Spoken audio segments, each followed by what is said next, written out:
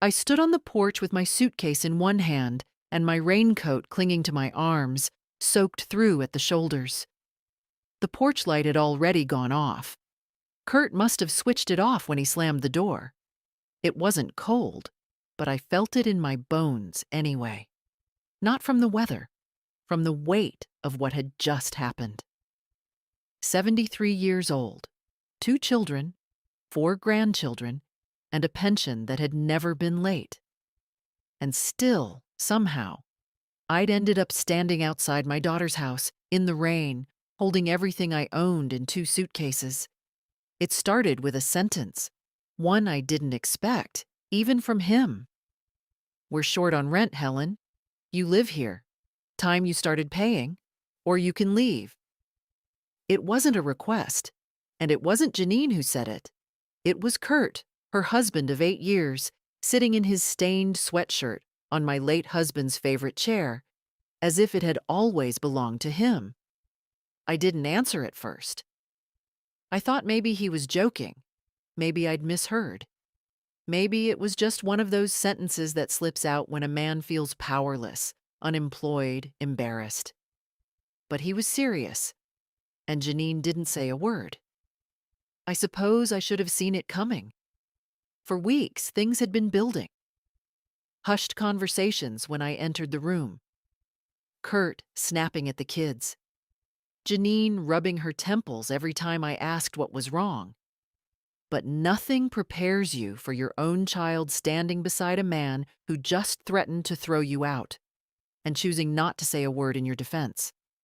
I said no. Not loudly. Not even with anger. I just said, "No, Kurt. I'm not giving you my pension." I think I surprised him with how calm I was. Maybe he expected me to cry or plead or soften. But I'd spent most of my adult life softening myself for others, smoothing out my opinions, stepping back, making things easier. That part of me was tired, worn thin. An hour later, when I returned from the pharmacy, my bags were already packed, sitting right by the front door, lined up neatly as if I were a guest who'd overstayed her welcome. No one answered when I knocked. I stood there, in the drizzle, hand still raised. I could hear the television inside, cartoons probably for the twins. But no one came. The bags weren't heavy. I've never been one to collect clutter. A few changes of clothes, my photo album, my Bible, a scarf my mother gave me the year before she passed, and the pension card that had suddenly become the object of someone else's entitlement. The neighbors across the street pretended not to notice. Or maybe they really didn't. Rain has a way of muffling drama, turning it into something private. I dragged the bags down the steps one at a time and loaded them into the trunk of my car. It was my car, still in my name, paid for in cash 6 years ago. One of the few things that hadn't been turned into ours or the household's over the past year. I sat behind the wheel for a long time, not turning on the engine. Not because I didn't know where to go. I did. My friend Ruthie had told me years ago, "If things ever go sideways, you come to me. No questions, no judgments." But even with a plan, you still have to sit there and let the moment catch up to you. Let it settle on your shoulders. Let it sting.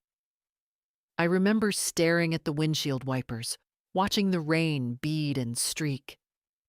I thought of the casserole I'd left in the fridge. I thought of the twins' drawings on the fridge door.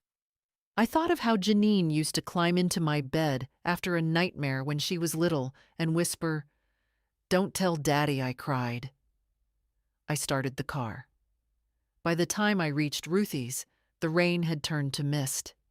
She lived just 15 minutes away, but I took the long route. I needed the drive. The slow stretch of road where I used to walk with my husband on Sunday evenings. The gas station where I once got locked out of my own car and a teenage clerk offered to call my son, before realizing I didn't have the number memorized anymore.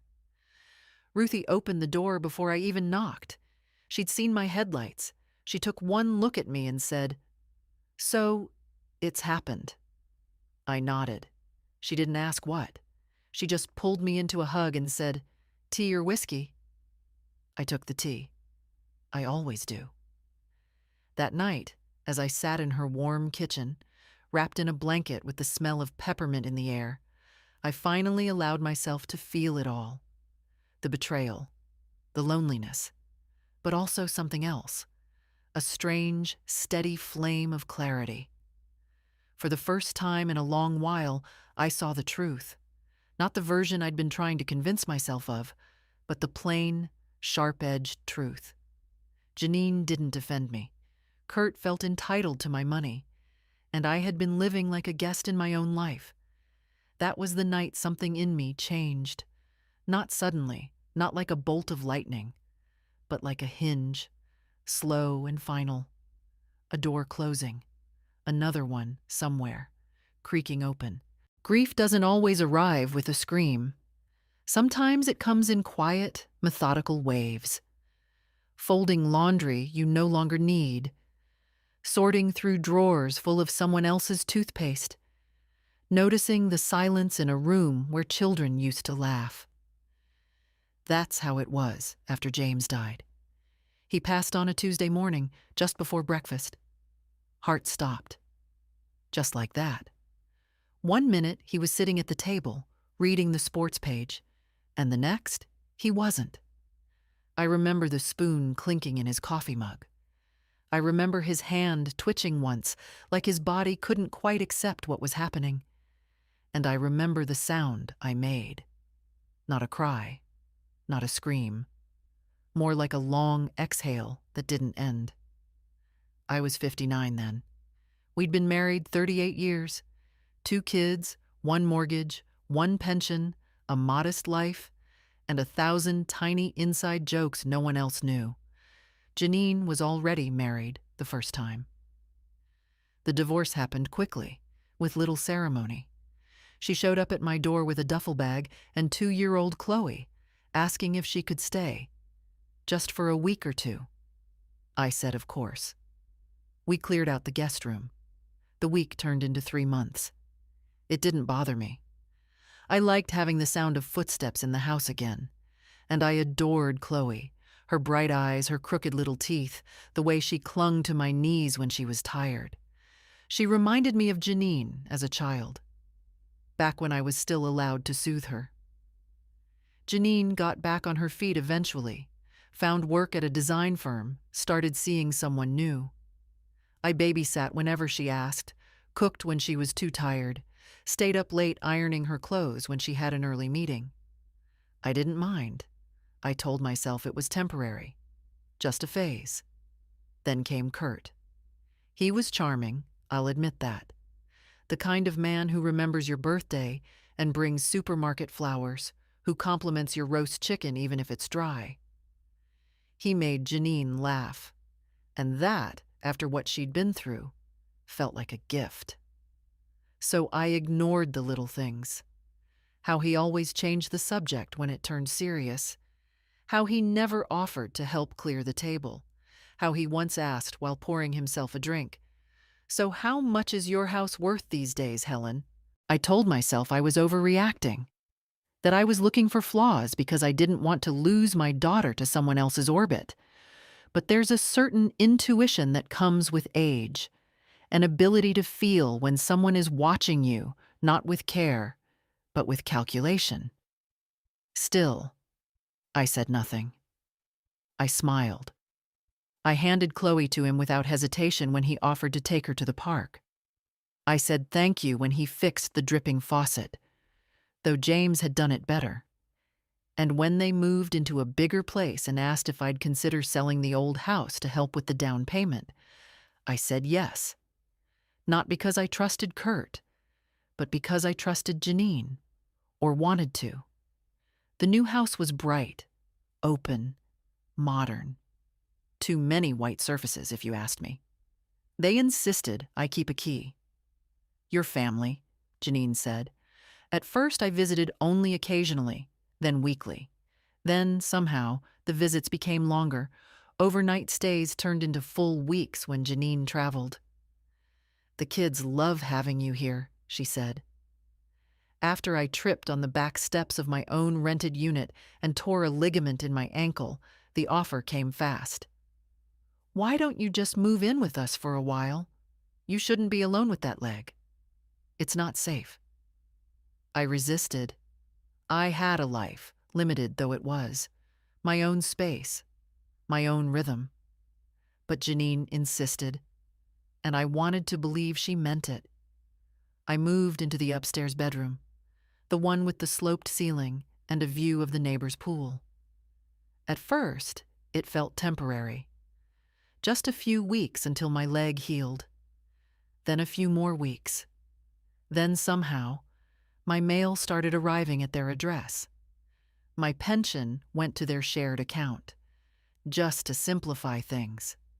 My things were slowly boxed up, stored in the garage to make more room for the kids. I didn't complain, not even when Kurt joked at dinner. "You should pay rent, Helen. You eat more than all of us combined." I laughed, because it seemed safer than asking whether he meant it. Janine worked long hours. Kurt, less so. He'd had jobs, real estate, then some online venture, then nothing for a while. He spent his days half watching sports, half scrolling his phone. The kids adored him. He was fun, spontaneous, the opposite of me. And so, more and more, I became invisible. When Chloe turned 11, she stopped knocking on my door at night. When Danny started school, he barely noticed whether I packed his lunch or not. I told myself this was how things were supposed to go.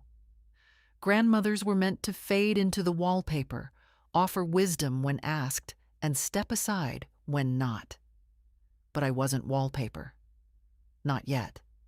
And I had not spent 30 years saving pennies in coffee cans to be told I owed rent on a house I didn't own. I had not held my daughter through divorce and childbirth just to be discarded like a misplaced lamp. Looking back, I see how gradual it all was. 1,000 little surrenders, 1,000 tiny shifts, until, finally, the sentence that changed everything. "We're short on rent. Give us your pension or leave." And I said no.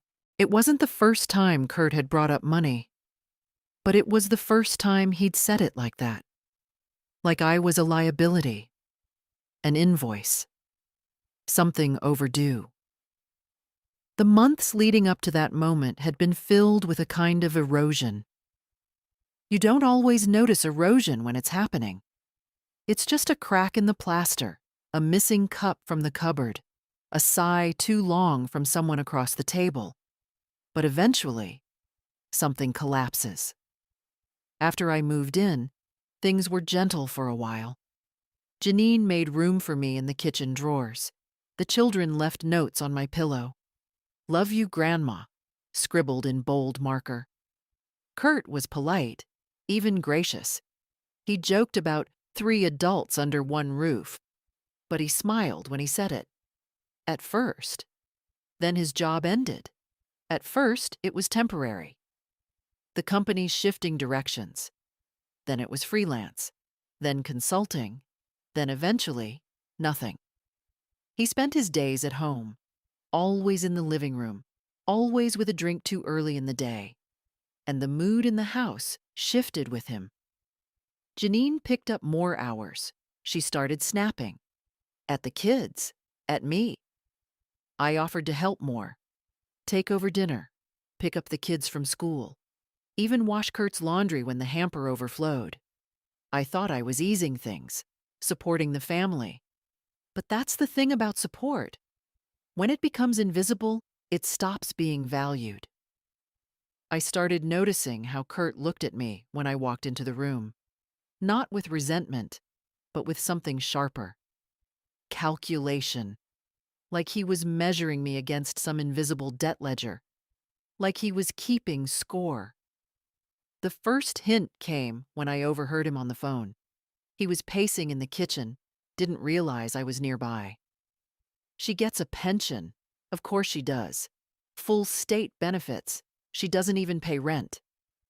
That last part stuck, the way he said it, like I was freeloading. I mentioned it to Janine later, gently.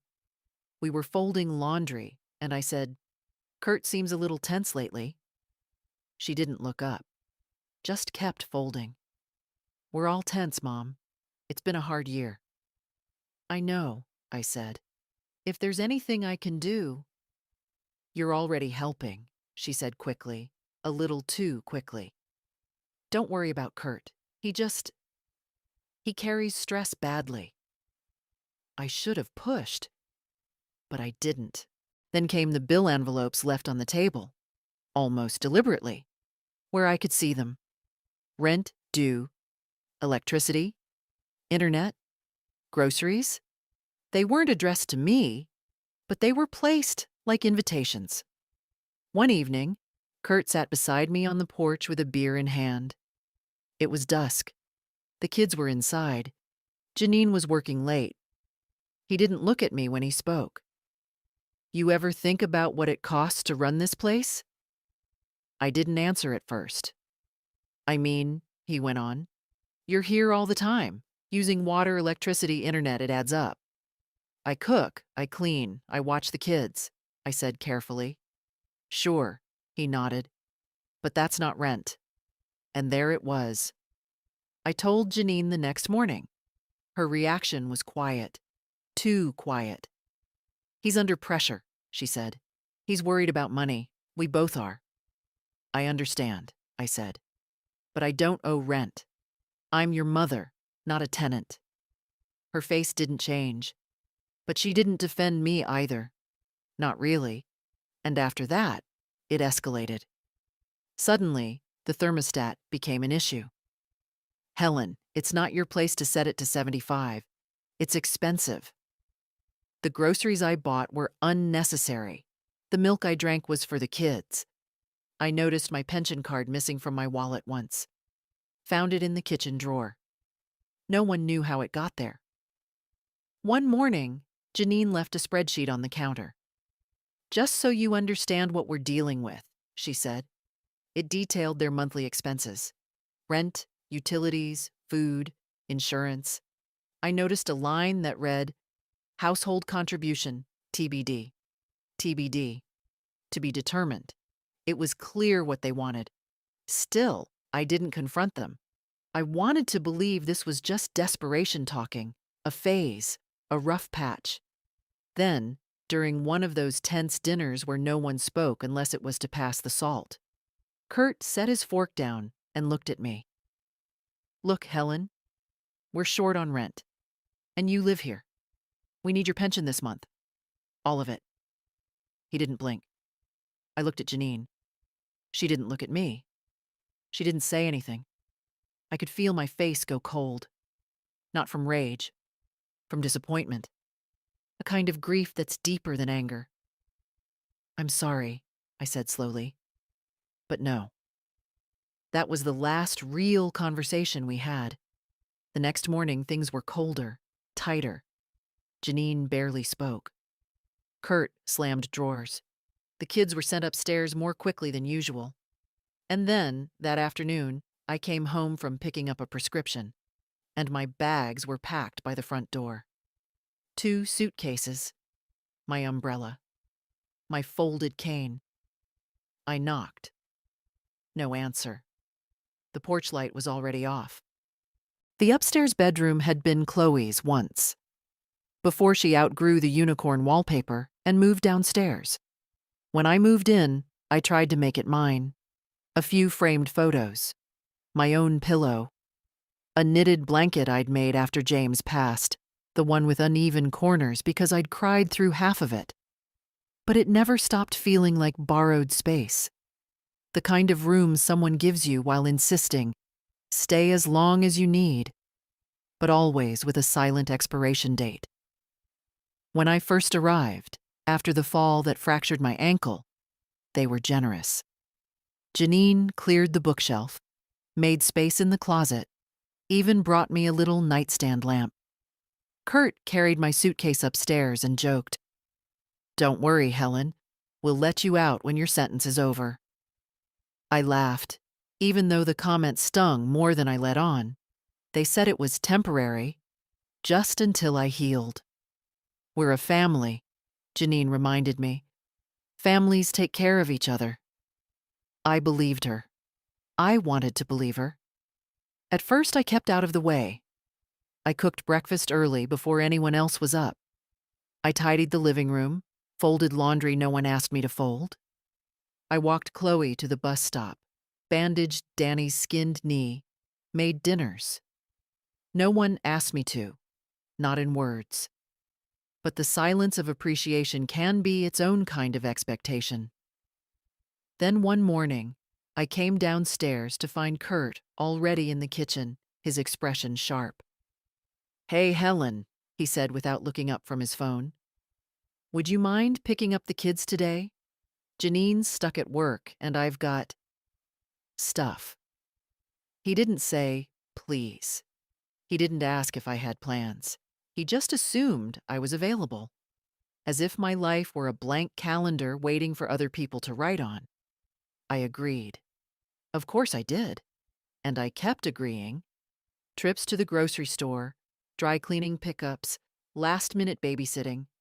Then came the first utility bill handed to me with a smile and a "mind helping out this month." It was phrased like a favor, like a small thing. And I was still under their roof, still not fully healed, still grateful.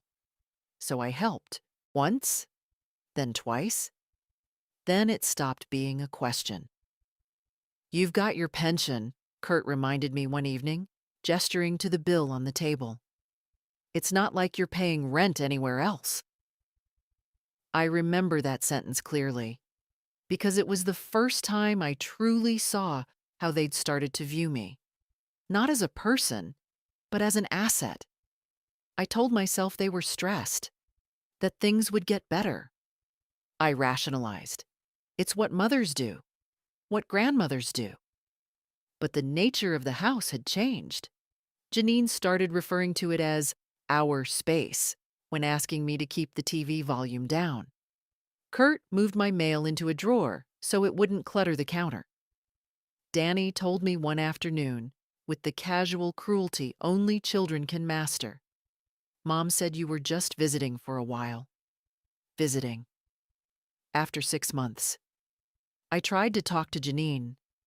I picked an afternoon when the kids were at school and Kurt was out. She was folding laundry on the couch. I stood nearby, hands nervously clasped. "I was thinking," I began, "maybe I should look for a place of my own again. It's been a while." She paused mid-fold, didn't look at me. "You don't need to do that," she said flatly. "We're fine. It's just, things are tight." "I know," I said softly. "That's why I wanted to—" "Mom, it's not about space," she interrupted. "But if you do want to help more with groceries or bills, I mean—" We wouldn't say no. It wasn't a conversation. It was a direction. From then on, the tension settled into the walls. Conversations were shorter. The kitchen wasn't mine anymore. My tea bags disappeared. Kurt took to calling me roomy with a smirk that made me wince. And my pension, that small, reliable check, became the elephant in every room. I started catching glances between them when I opened my wallet. Kurt hovering when I checked my bank balance online. One afternoon, I came back from the pharmacy and found Janine at my desk upstairs, looking through my papers. "I was just tidying," she said, not even trying to hide the file labeled retirement. I said nothing, just nodded and sat down. Something in me had begun to calcify. A stiffness in the chest, a growing awareness. This wasn't about care. This was about control. And soon, I knew, they'd stop pretending. The next shift was subtle, like most betrayals are. It wasn't one big event. It was 100 small ones, each one chipping away at the foundation of what we used to call family. It began with the groceries. One morning, I opened the fridge to find a sticky note on the milk carton. "For the kids," written in Janine's tidy print.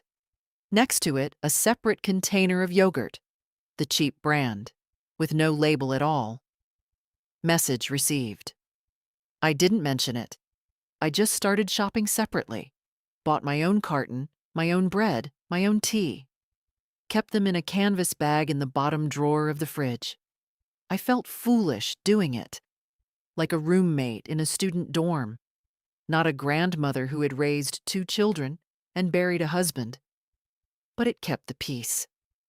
Then the kids started parroting things they'd overheard. Danny, 7, and blunt. "Mom says it's rude to use other people's things if you don't help pay." Chloe, a bit older, a bit more cautious. "Kurt said you used to have money, but now you're just staying here for free."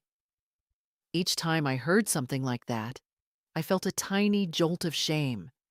Not because they were right, but because I hadn't stopped it sooner. The final straw with the groceries came when I found my name added to the supermarket rewards account. Kurt handed me the receipt one evening and said, "You bought stuff, right? Might as well earn points together." The list was almost entirely his: protein powder, imported beer, razor cartridges. My section totaled $11. The rest, $87, went on his tab. "Just Venmo me?" he said, tapping the receipt. "I don't use Venmo," I answered. He laughed. "Of course you don't." That night, I sat in bed, staring at the shadows on the ceiling. It was early summer. The fan hummed faintly. I felt a kind of anger I hadn't felt in years. Not hot, not explosive.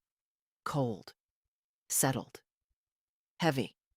It sat behind my ribs like a stone. The next morning, Kurt announced he was applying for a business grant. Something about custom furniture design. He wanted seed money. And an investor. "You could help," he said over breakfast, as if it were the most natural thing in the world. "I could," I replied, not committing. "We've helped you," he added, looking over his coffee mug. "Now maybe you can help us get on our feet." Janine said nothing. She spread peanut butter on toast for Danny, humming like she wasn't hearing a thing. I changed the subject. Later I heard them arguing in their room. "She's sitting on money. She won't even consider helping. She's my mother, Kurt. You don't get to order her around." "No, but I get to ask why the hell she's living in our house rent-free while we're drowning in bills." The door slammed before I could hear the rest. That evening, Janine came into my room. She didn't sit down. Just stood by the door, arms crossed, backlit by the hallway light.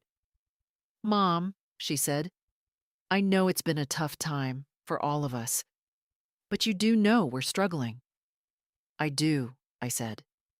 "And it's hard," she continued, "when someone in the house has income and isn't contributing." I looked at her for a long moment. "I've been buying groceries," I said. "Cooking, cleaning, watching the kids, picking them up, dropping them off, folding your laundry, mending their clothes, sitting with them when they're sick. What part of that isn't contributing?" She sighed. Not exasperated, just tired. "Kurt's just trying to do something for our future." "And I'm just trying to survive," I said. That was the first time I saw her flinch. After that, things got quieter. The conversations shorter, the smiles more strained. I started staying out of the kitchen when Kurt was home, took longer walks, kept to my room. But the tension didn't ease. It mounted, and it turned into a demand. One night after the kids had gone to bed, Kurt called a family meeting. Janine sat beside him. She looked exhausted. "We need to talk about expenses," he began. "We're behind on rent. And Helen," he paused, like he was choosing his words carefully. "You get money every month. Steady. More than we do. We think it's fair you start contributing more directly." "To rent," I clarified. Yes, he said. To rent. I looked at Janine. She didn't meet my eyes, and I realized they'd talked about this already. This wasn't a discussion. It was a conclusion. Kurt leaned forward. We're short. We need your pension. All of it. Just for a couple months. And if I say no? I asked quietly. His face didn't change. Then maybe this arrangement isn't working anymore. Janine still didn't speak. The silence stretched. I see, I said. And I went upstairs, packed what I could into 2 suitcases, left the rest. No one stopped me. I didn't sleep that night. Not really. I lay in bed, fully dressed, with my hands folded on my stomach and my suitcase already zipped by the door. It wasn't that I was afraid. Not exactly. It was that I finally understood something I hadn't let myself see before. They were never going to stop asking. Kurt wasn't going to wake up one day and realize he'd crossed a line. Janine wasn't going to sit beside me and say, "Mom, I'm sorry. I should have protected you."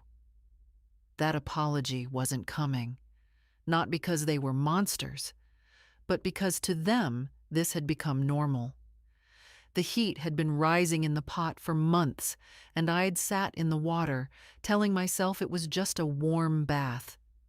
I thought maybe they'd forget what they said the night before. Maybe it was heat of the moment. I even hoped for it, quietly. I hoped Janine would knock in the morning, say something soft like, Kurt didn't mean it, that she'd look guilty, that she'd offer toast and tea like we used to do on weekends when Chloe was a baby and the whole house still smelled like diapers and lotion. But no one knocked. I came downstairs around 8.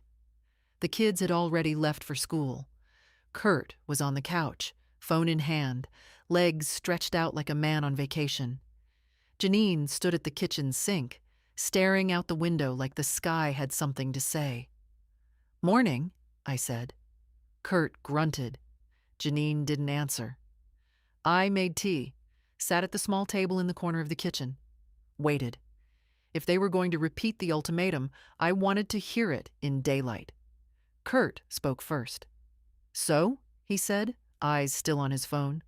"So," I echoed. "What? You gonna help or not?" He looked up then, the way you look at a bank teller who's taking too long, not hostile, just impatient. I sipped my tea. "No," I said. Janine turned from the window. Her eyes met mine this time. They were tired. And something else. Wounded, maybe. Or embarrassed. Kurt sat up straighter. "You serious?" "Yes." "Why?" he asked, as if the question was absurd, as if he truly couldn't fathom the idea of someone choosing not to hand over their income to support his failures. "I've helped plenty," I said. "For years. I paid for Chloe's daycare when you were between jobs. I bought the car you drive. I co-signed the lease on this house. And I've been here every day since my fall, cooking, cleaning, watching your children." "That's enough." He scoffed. "You're acting like you're some saint." "No," I said quietly. "I'm acting like a person who knows the difference between help and exploitation." Janine stepped forward then, her voice low. "Mom, please don't turn this into a fight." I looked at her, really looked at her. "Where were you last night?" I asked. "While your husband was telling me to give up my pension or get out." She swallowed. "It wasn't like that." "It was exactly like that." We stood there, all 3 of us, in a silence so thick I could hear the hum of the refrigerator and the ticking of the wall clock behind me. For a moment, I thought Janine might cry. She didn't. Kurt stood up. "If you're not contributing, you can't stay," he said. "Simple as that." I nodded once. "Then I'll go," I said. "Tonight." He looked surprised. Janine's mouth opened slightly, but no words came out. "I'll call Ruthie," I added. She has a spare room. And dignity. Don't be dramatic, Kurt said. No, I said, don't be greedy. I walked back upstairs, each step feeling heavier than the last, but not from sorrow, from finality. Something in me had closed. A door, a chapter, a season. I packed quietly. 2 suitcases. One for clothes, one for the rest. Toiletries, documents, my reading glasses, the pearl earrings James gave me on our 30th anniversary. I left the blanket I'd knitted. Let them have it. It had lived through too much now. I was almost done when I heard movement outside my door. A shadow, then retreating footsteps. No knock. I waited. Still nothing. At 5:30, I left the room. My suitcases waited by the front door. I'd moved them earlier, without a word. Neither Kurt nor Janine asked where I was going. They didn't say goodbye. But they did one thing. While I was out at the pharmacy picking up my blood pressure refill, they moved my bags outside, onto the porch. It had started to rain, a light drizzle, steady, soaking the canvas. When I returned, keys in hand, I saw them sitting there, side by side, wet and waiting. I knocked. No one came. I rang the bell. Still nothing. I stood there for a moment, watching the curtains shift slightly in the living room. Someone was there. Someone saw me. They just didn't move. So I reached for the suitcases, one in each hand, walked them slowly down the porch steps. My shoulder ached. My wrist throbbed. I didn't rush. I loaded them into the trunk of my car, wiped my glasses, looked back once, just once, at the house where my grandchildren slept, where my daughter had once asked me to stay forever, where my son-in-law had just erased me with a shrug. Then I got behind the wheel, and I drove away. It's strange. The things you think about when everything falls apart. Like how heavy a suitcase feels after only a few steps. How rainwater seeps through fabric faster than you'd expect.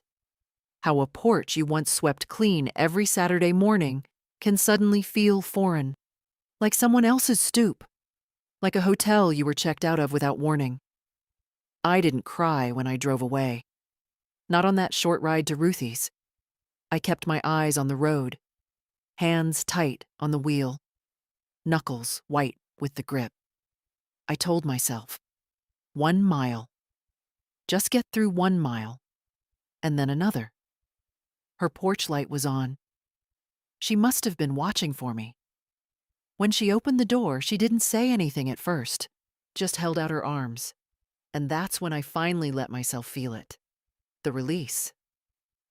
I didn't think she'd let it happen, I whispered into Ruthie's shoulder. I thought, maybe she'd stop him. I know, honey, Ruthie said, holding me like I was a little girl again. I know. We didn't talk much that night. She brought out towels for my bags, which were damp around the zippers, and made us both tea. Chamomile. The good kind, not the cheap grocery box. I sipped it slowly, watching the steam curl around my hands. It took a full hour for my body to stop shivering. I've got the spare room ready, she said after a while. It's small, but the bed's firm and the heat works. It's perfect, I said. And it was.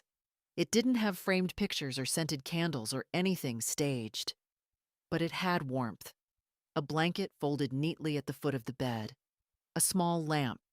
A sense that I was allowed to take up space. I sat on the edge of the mattress for a long time before changing clothes.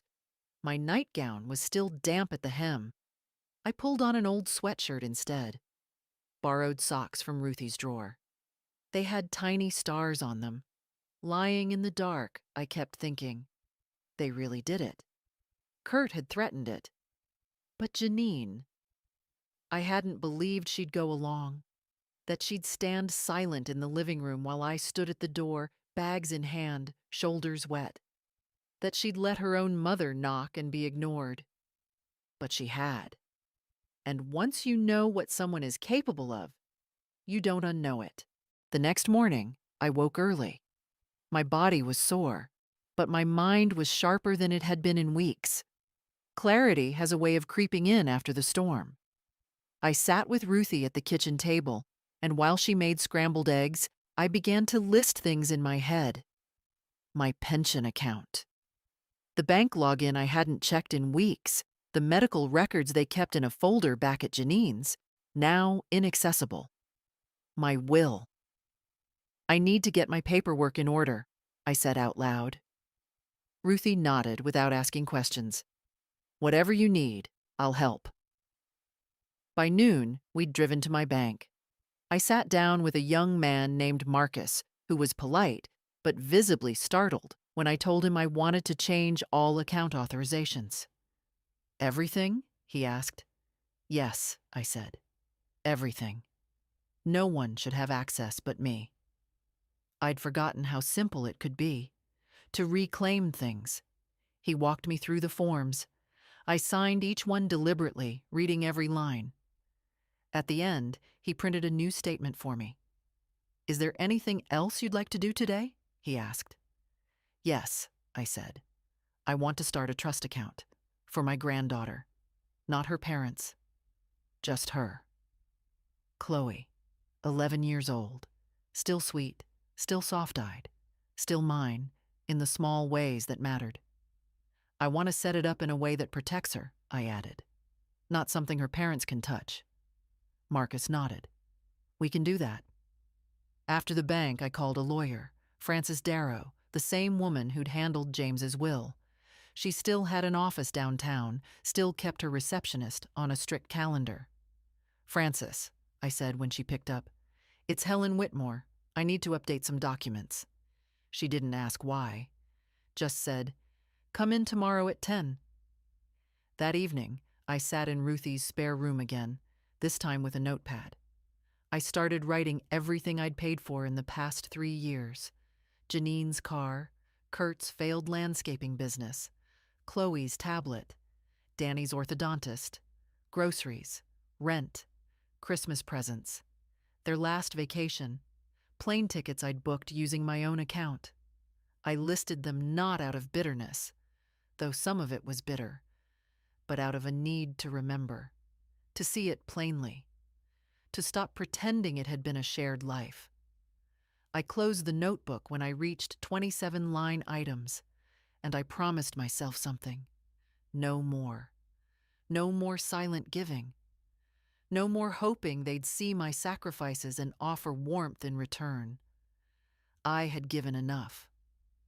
Now it was time to protect what remained. Frances greeted me at her office door with the same calm presence she'd always had. Neatly pressed slacks, soft linen blouse, silver hair pulled back into a clip that hadn't changed since the 90s. Her eyes, behind simple wire-framed glasses, were still sharp. You look well, Helen, she said, though we both knew better than to believe that completely.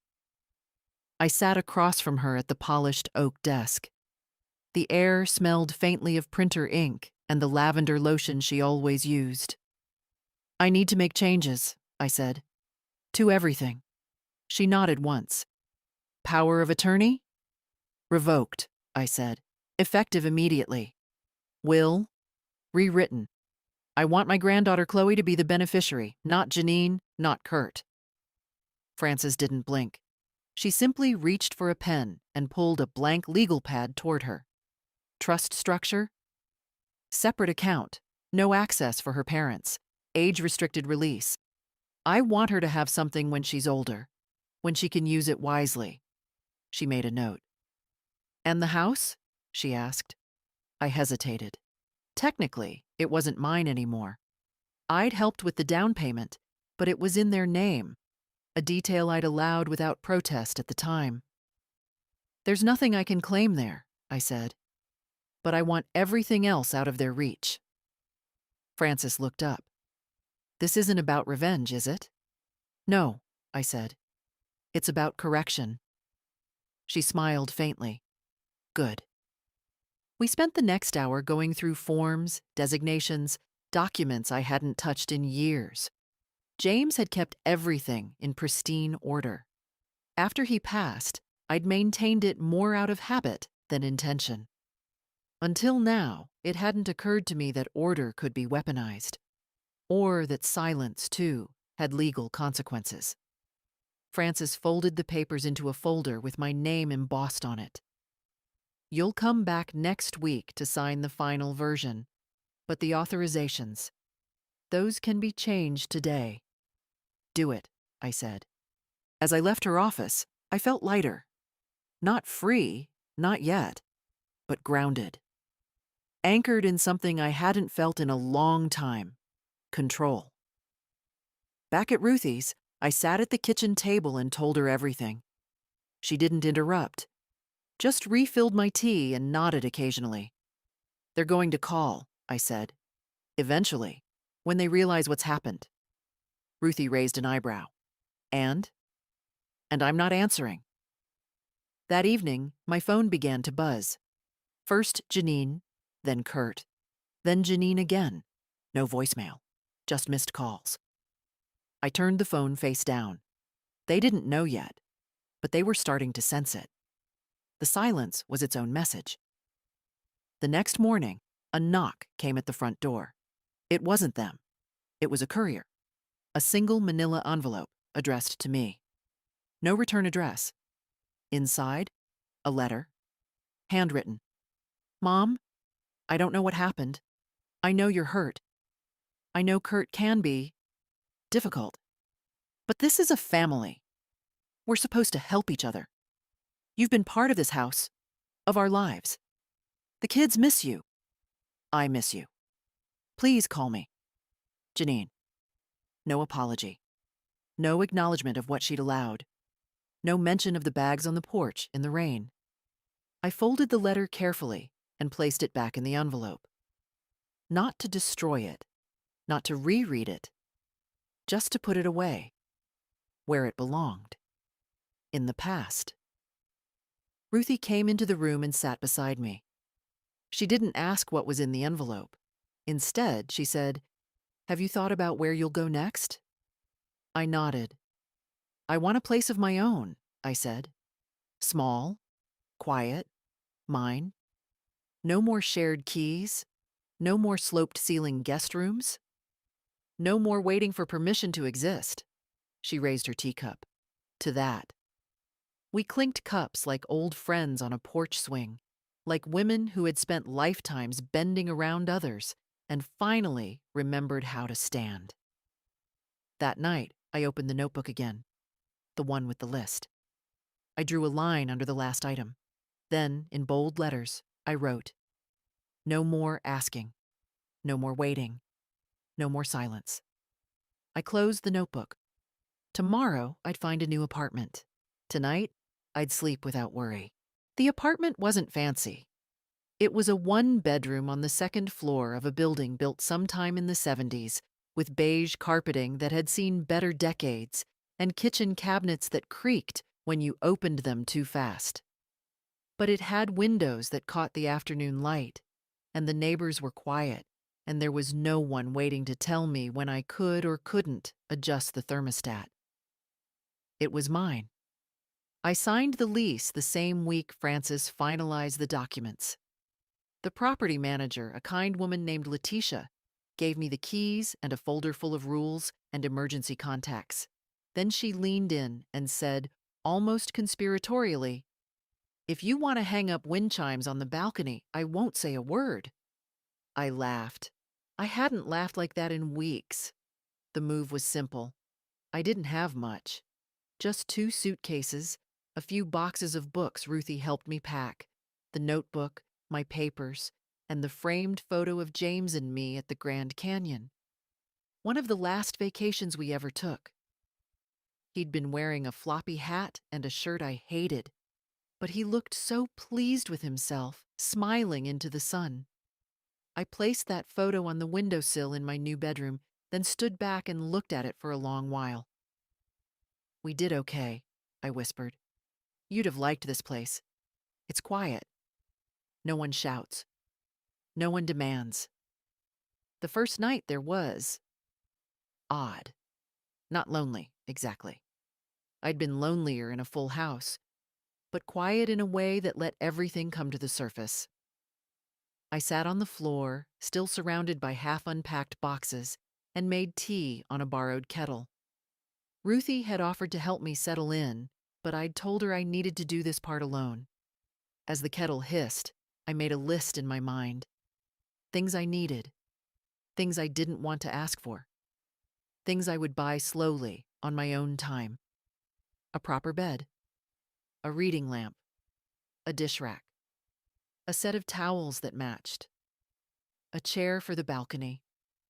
I slept on the floor that night, on a folded blanket, and still woke with a clearer head than I'd had in months. The next day, I went to the library, got a card with my new address, sat at a public computer and filled out change of address forms, noted what still needed forwarding, looked up second-hand furniture stores. At the first store, I found a gently used armchair, the kind you sink into with arms worn smooth from someone else's elbows. It was sea green and faded and perfect. They delivered it the same day. I arranged it near the window and sat down with a notebook in my lap. Not the one with the list of sacrifices. I'd stopped opening that one. This one was new, a fresh cover, a new beginning. I titled the first page, "What Comes Next?" And I began to write. I will have dinner when I want, not when someone else tells me. I will leave dishes in the sink overnight, and no one will scold me. I will buy strawberries even if they're not on sale.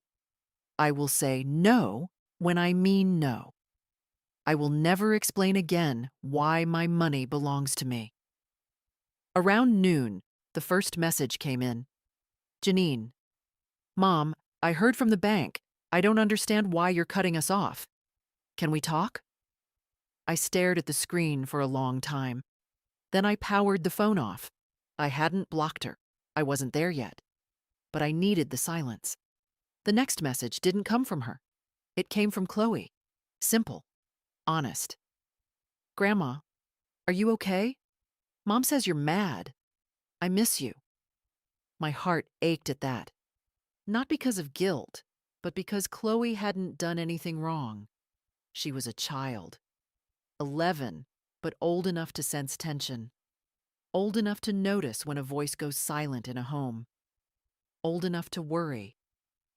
I didn't respond immediately. I sat with her message like it was a fragile thing. Then I wrote back. I'm okay, sweet pea. I needed a new place to rest. I'll call you soon. That was all. Just enough. That night, I sat on my new balcony in my new chair and listened to the sounds of the building. A radio playing softly 2 floors down, someone's dog barking once, then stopping. The hum of life I didn't have to manage or fix.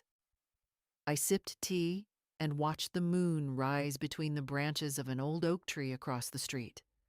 No one was waiting for me. No one was watching. No one was demanding explanations.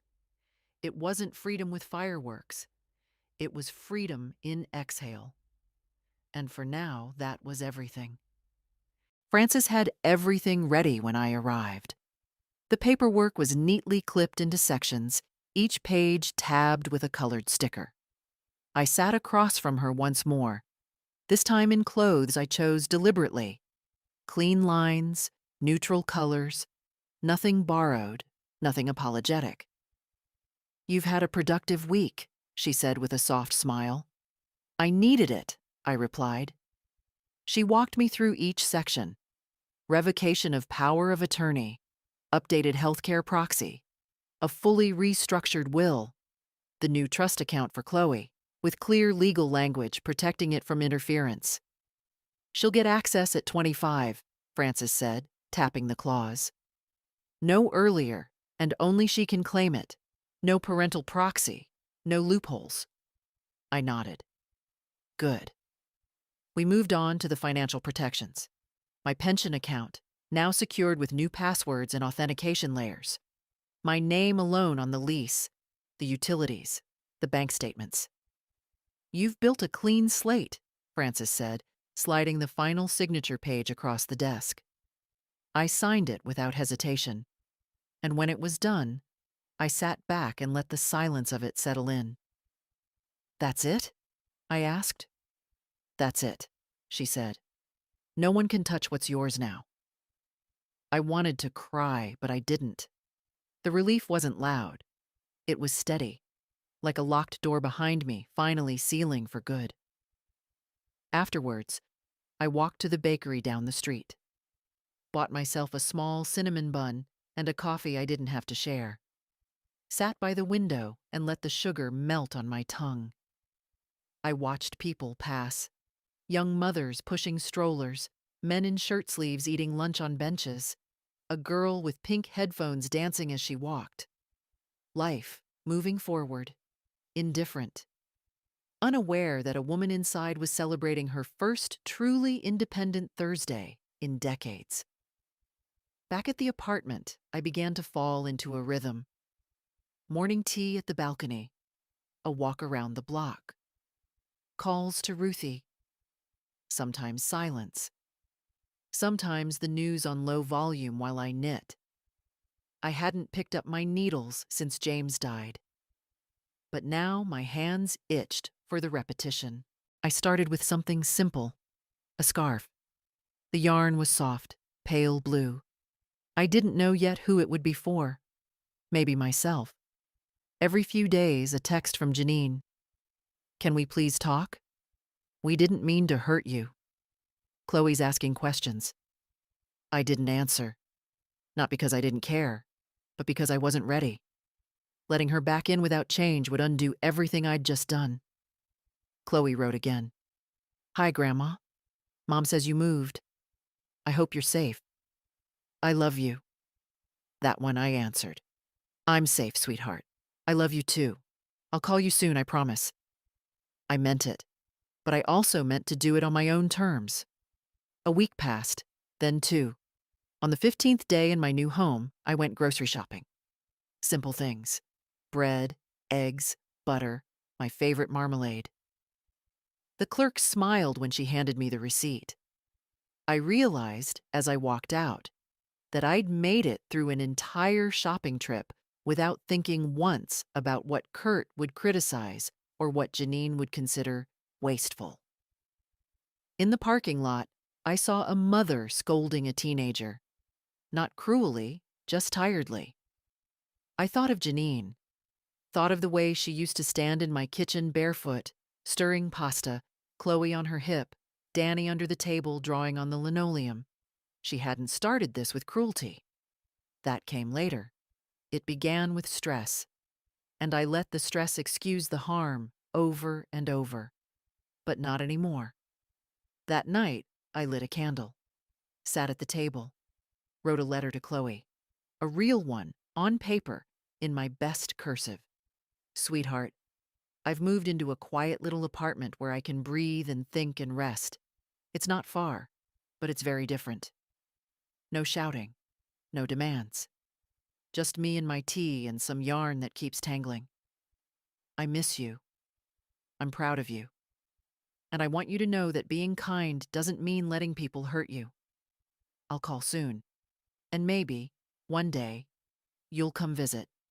Not because you're told to, but because you want to. Love always, Grandma." I sealed the letter and addressed it carefully. Then I placed it by the door.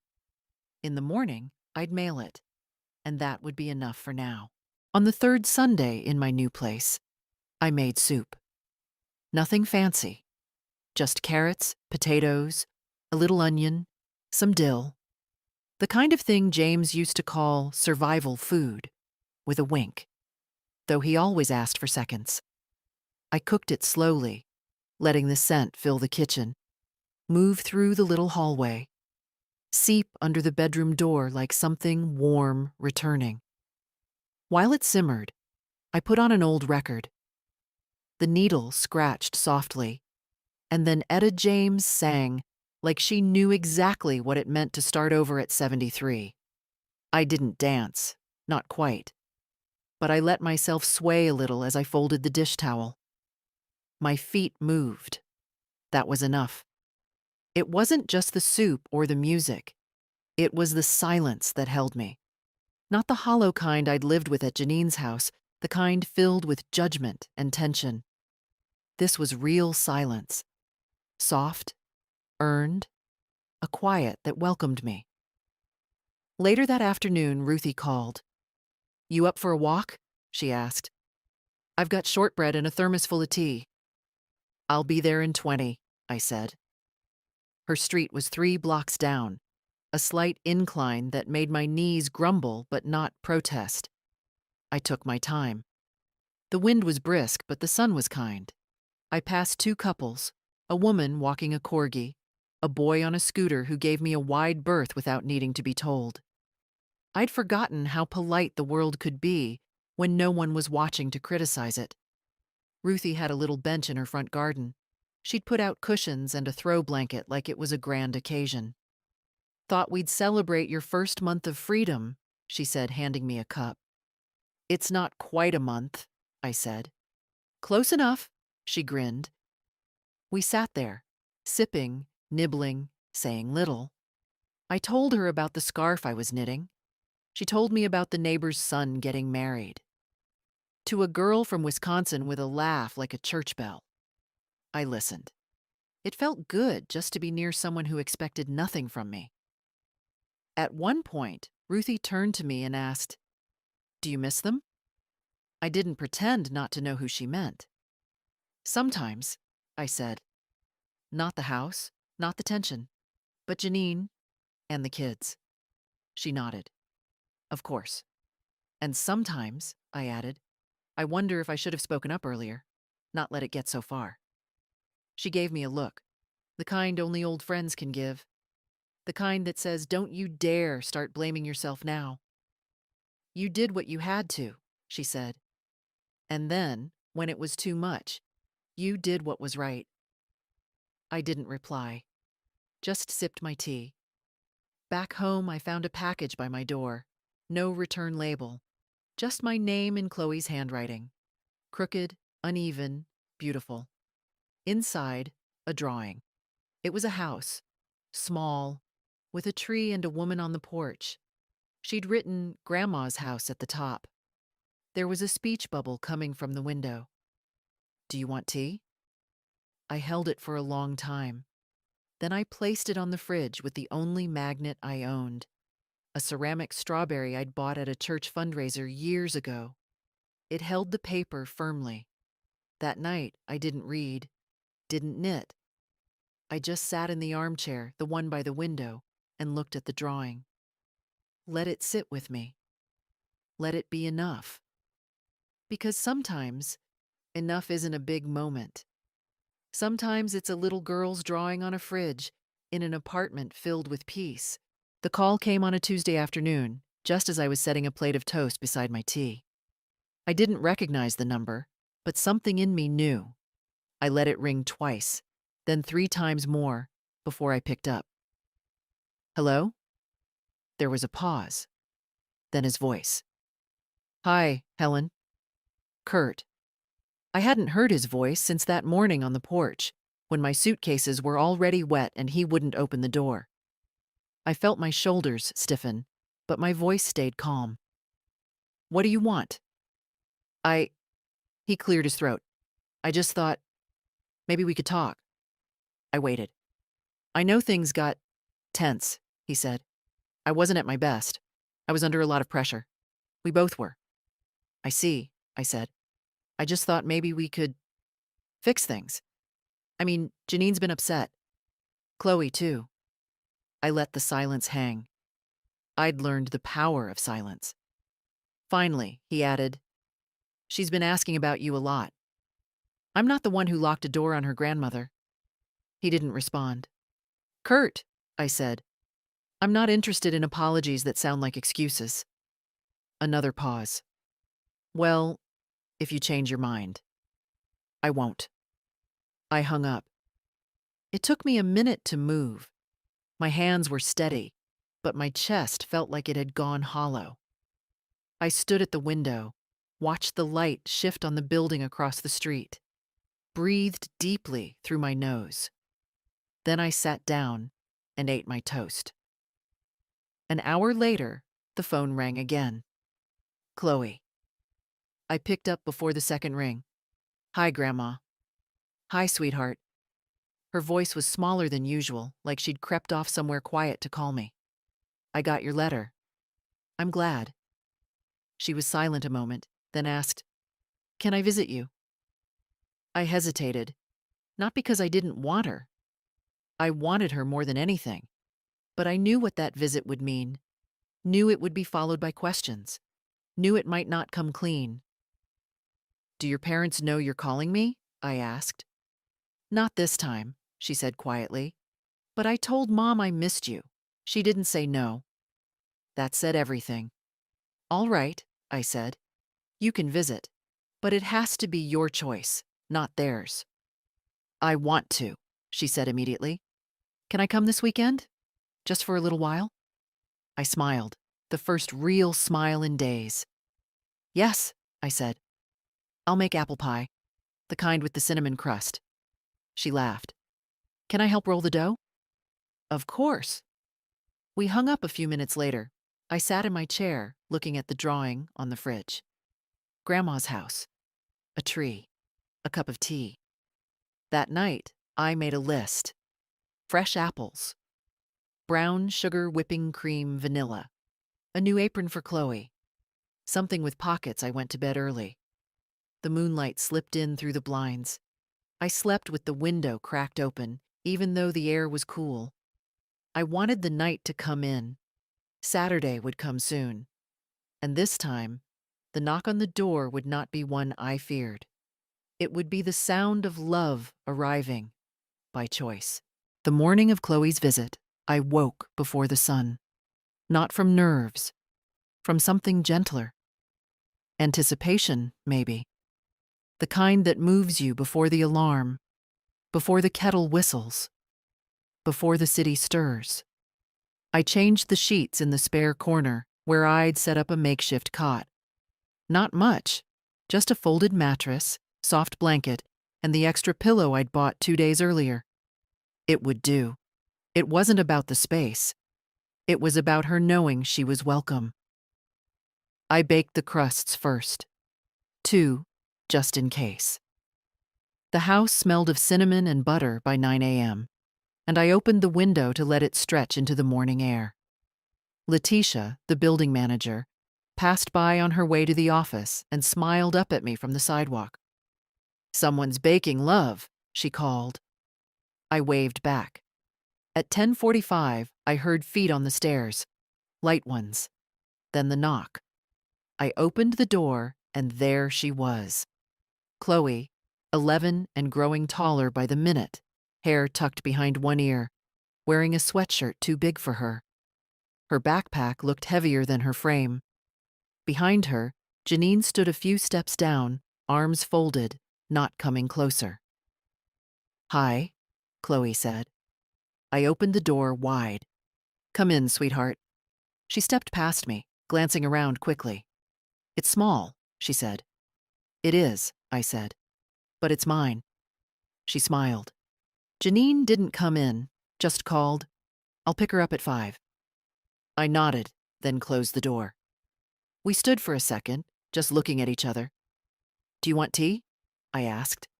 She grinned. You really do say that all the time. We sat at the small table, 2 mugs between us, steam curling. I didn't rush her. Let her eyes wander the room, notice the photo of James on the sill, the fridge with her drawing still pinned by the strawberry magnet, the knitting basket under the window. Did you really knit all that? She asked, pointing to the half-finished scarf. I did. It's slower than it used to be. It's pretty. We talked about school, about how Danny had taken her spot on the couch, about how the dog next door barked every morning at 6.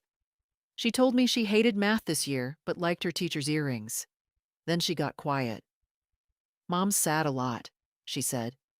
Since you left. I nodded. She says you just walked out. I took a deep breath. I didn't walk out. I was pushed out. Gently, maybe, but pushed. She nodded slowly. I kind of thought that. I reached for her hand across the table. She let me hold it. You don't have to take sides, I said. You just have to know that no one gets to treat people like things, not even family. She blinked. That's what it felt like they were using you. I squeezed her fingers. That's why I left. After a moment, she whispered, I'm glad you did. I stood then and walked to the counter. Now, I said, let's make pie. She rolled the dough with careful hands, tongue poking out between her teeth the way Janine used to do when she was little. She sliced apples without fear, mixed sugar and spice with a precision that surprised me. When we placed the pie in the oven, she flopped into the chair dramatically. Baking is hard, she declared. Only the first 100 times. We ate lunch on the balcony, sandwiches, a few grapes, and 2 slices of the still warm pie. She said it was better than the store kind. I didn't argue. At 4:45, her phone buzzed. Mom's outside, she said. She stood slowly, reluctant. At the door, she turned back and hugged me tightly. I want to come again, she said into my sweater. You always can. As she walked down the stairs, she turned one last time and waved. I waved back. When the door closed, the quiet returned. But this time, it was the good kind. The kind that meant something had been healed, if only a little. A week passed after Chloe's visit. Then another. The pie plate sat in the drying rack for 3 days before I finally put it away. Not because I forgot, because I wanted it there, visible. A reminder that something sweet had happened, that it could happen again. The apartment settled back into its quiet rhythm. Morning tea, reading by the window, a new knitting project, this time a blanket, pale green and slow going. I'd chosen the color without thinking. It wasn't until the second skein that I realized it matched the sweater Chloe had worn the day she visited. Her texts came every few days now. Short ones. Math test, B+. Grandma magic? Mom says hi. I told her to write it herself. Can I come back next Saturday? I always answered. Always yes.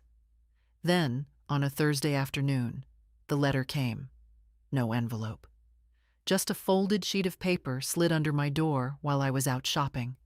I found it when I came in, bag still in hand, the paper half shadowed on the floor like it didn't want to be seen. I recognized the handwriting before I even touched it. Janine. I sat at the table before unfolding it. Made tea. Let it steep too long. I wanted to be ready. It wasn't long, not emotional, but it was. Something. Mom, I've been thinking a lot about what happened, about what I let happen. I don't expect you to forgive it. I don't know if I would, if I were you. But I miss you. I miss the way the house used to feel when you were in it. The kids miss you too. Kurt says nothing, but I see it in the way he doesn't touch the thermostat anymore. Chloe came home glowing after the visit. She keeps the pie recipe in her school binder. I know I didn't stop things when I should have. I know I stood by. I don't know how to fix that, but I wanted you to know I see it now. Jay. I read it once, then again. The letter didn't ask for anything. No requests, no invitations. Just a statement. A beginning. I folded it carefully and placed it next to Chloe's drawing on the fridge. It wasn't absolution, but it was the first honest thing I'd heard from Janine in a long time. Later that evening, I sat on the balcony, blanket over my knees, and watched the sun sink behind the apartments across the street. The wind moved gently through the leaves. My tea had gone cold. but I didn't mind. I thought about what it meant to forgive, not to forget, not to excuse, but to choose peace for myself, to unclench the part of me that had been holding its breath since the day I packed my suitcases. I didn't know if I was ready to write back, but I knew one thing. I wasn't angry anymore, and maybe that was enough for now. The second time Chloe visited, she brought a plastic bag full of cookies she'd made herself. "They're kind of hard," she said, holding the bag out like it was precious cargo. "Danny said they tasted like soap, but he also ate 5. We sat at the table and bit into one together. It was indeed hard, and a little soapy. But I smiled and said, 'He's clearly just jealous.' She grinned wide. That gap in her top row of teeth still hadn't closed. She stayed longer this time. We didn't bake. We didn't need to. We just sat. She asked about the scarf I was knitting, told me about a friend at school who wore purple eyeshadow and didn't care what anyone said. I told her I admired that kind of girl. Chloe nodded. "I think I'm going to be like that." "You already are," I said. When Janine came to pick her up, she didn't stay on the stairs this time. She walked all the way up, stood at my door with her arms folded, not defensive, but unsure. I opened it before she could knock. "Hi," she said. "Hi." She glanced inside, saw Chloe gathering her things, then looked back at me. "I meant what I wrote," she said, "and I'm sorry for all of it." I nodded. "I know." She hesitated, then said, "If you ever want to come by just to visit, the kids would like that." "I'll think about it," I said. And I meant that.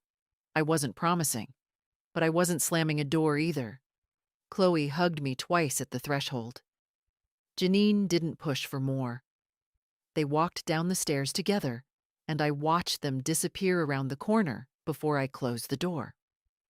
I leaned against it for a long moment. Not out of grief, out of calm. That night, I pulled out my old notebook, the one with the long list of things I'd done for them. I read each line slowly. The payments, the favors, the meals, the nights, the silence. And then I tore the page out, folded it in half, then again, then once more, until it was small enough to hold in my palm. I stood over the trash bin, dropped it in, and watched it settle on top of an eggshell and a used tea bag. Gone. Later, I sat at the table and wrote a new page. Not a list, just one line. I am still here, and I have enough. Because I did. I wasn't rich. My knees ached on damp mornings. I lived above a laundromat that rattled every Thursday afternoon. But I had a place of my own. I had Ruthie. I had a granddaughter who knew I deserved more. I had a name that no one could speak with pity anymore. And I had quiet. Not emptiness. Not exile. Just quiet. To anyone reading this, if you've ever been asked to shrink yourself for someone else's comfort, I want to tell you something. You don't owe them your silence. You don't owe them your pension. You don't owe them a seat at the table where they never served you a plate. Stand up. Even if it's slow. Even if your hands shake. Even if it's raining and your bags are wet. Stand up. Because the first step away from being used is the first step toward being free. And freedom, I've learned, doesn't always look like a revolution. Sometimes it looks like a cup of tea on your own balcony, a warm pie cooling on a borrowed rack, a girl knocking on your door not because she has to, but because she wants to. Sometimes freedom looks like you, just being. And that, at last, is enough.